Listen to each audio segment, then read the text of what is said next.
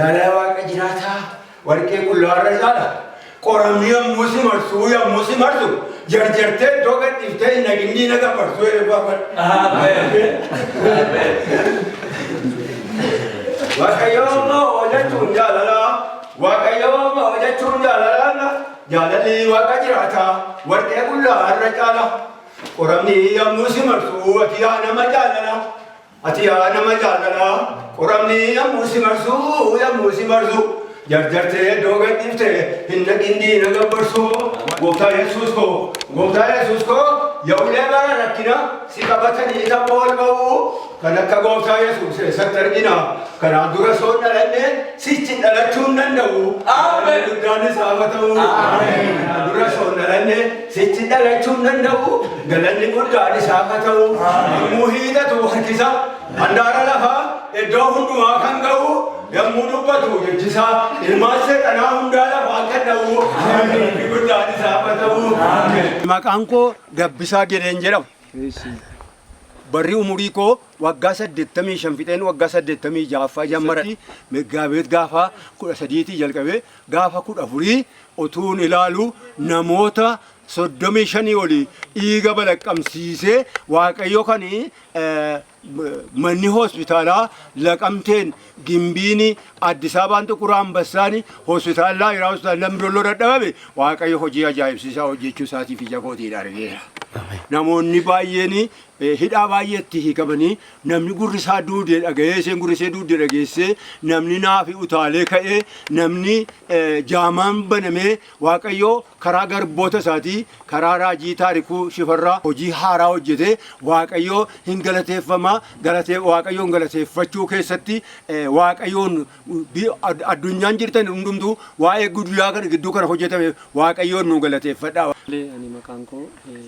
سلاشي شفران جلنا مسيرة والدا غوتون جلا چيزا بيجنا ويا غافا كودا سديام كودا ترباتي سجنتا جيفامي كان راتي والدا غوتون جلا كروسدي جيفامي كان راتي سجلين واقعيو للبا ماتوريرا راجين دبتا ماتوريرا kana keessatti dhukkubsattooti baay'een hin fayyuu warri badan hin barbaadamu wanti jedhu raajiidhaanis darbaa ture wangeelaanis darbaa ture kana keessa ani hirmaattuu ta'ee jechuudha mucaa kollee ji'a lamaaf jechuudha ji'a lamaa fi hafuura isaa kanan nabee bilbilli haaraan hin bilbilama jedhamaa ture akkasuma inni bade hin gala inni geessu jedhamaa ture karaa wangeelaas karaa raajiis jechuudha akkuma kanatti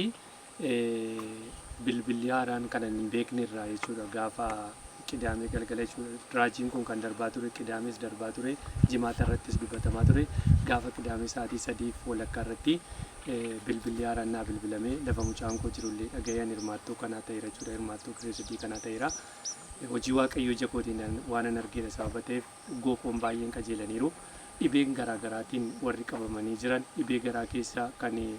dokteeronni dadhaban wanti baay'een iddoo kanarratti ta'eera humni dinqiin ta'eera kanaaf waaqayyoo hojii gurguddaa biyya kana keessatti hojjechuu isaatiif dhuga baatudha ani jechuudha.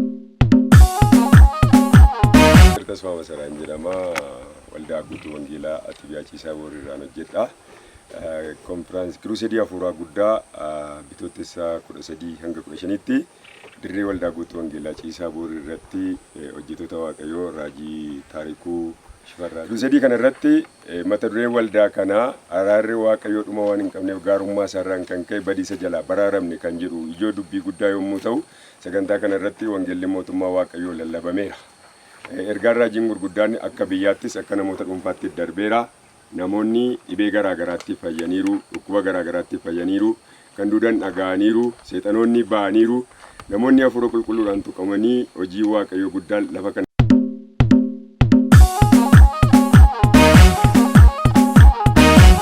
waaqayyoon dhuma keessaniif haa baay'atu an raajii taarikuu shifarraadha. Bitootessa 13 hamma 15tti waldaa guutuu wangeelaa waliin ta'uudhaan konfereensii yookiis kiruusedii guddaa